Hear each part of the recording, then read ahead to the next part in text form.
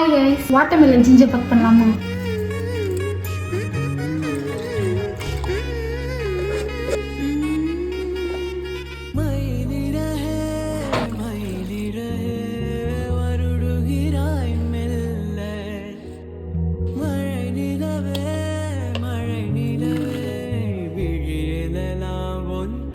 நீ ஒன்னும் கவலைப்படாத.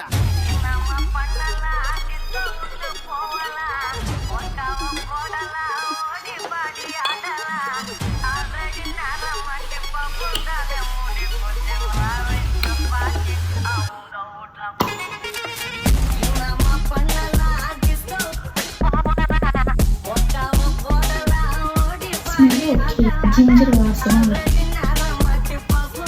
சோடா மாதிரி தான் இருக்கு.